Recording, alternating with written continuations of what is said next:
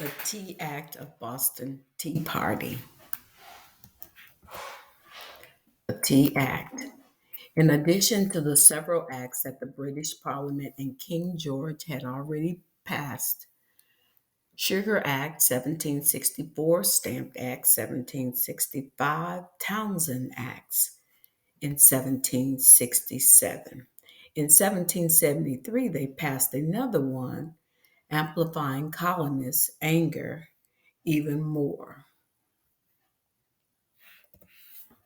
The Tea Act. The Tea Act passed high taxes on tea. It only allowed colonists to buy tea from the East Indian Trading Company, a British company.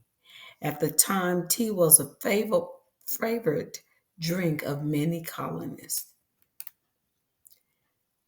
The Tea Act further infuriated many of the colonists and they refused to pay the taxes on tea. They also required the shipments back to England. When the British declined against shipping the Tea Act to England, several colonists took action.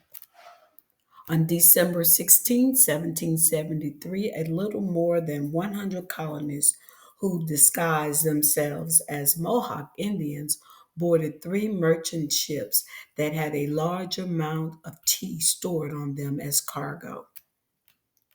The disguised colonists then proceeded to throw 342 chests of tea off of the ships and into the waters of Boston Harbor below. Critical thinking question. Why do you think the colonists disguised themselves?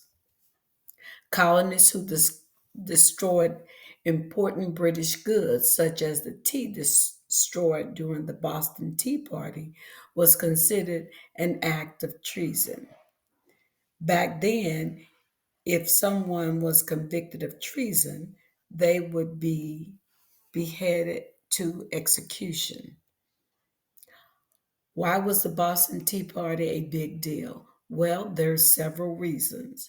Harbor had around 90,000 pounds of tea in them, around $1 million today in today's money, meant risking out of products many of them enjoyed.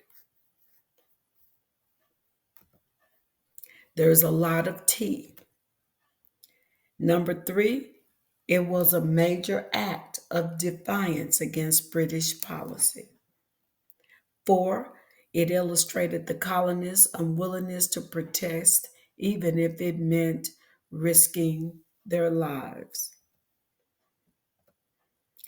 Who was behind the Boston Tea Party? Given the nature of the act and several punishment participants faced if convicted, those who participated remained a secret for several decades.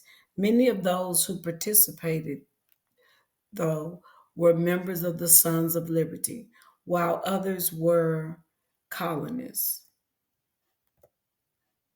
In 1973, on the 200th anniversary of the Boston Tea Party, Boston's largest newspaper, the Boston Globe, published a special section to commemorate the event. The Boston Globe. In this special session, they listed the names. The most famous participant was Paul Revere. Revere is best known for his midnight ride. Although never confirmed, some historians believe John Hancock and Samuel Adams, prominent members of the Sons of Liberties, participated in the Boston Tea Party. That is the end of your recording. Please listen to it before you complete any of your questions.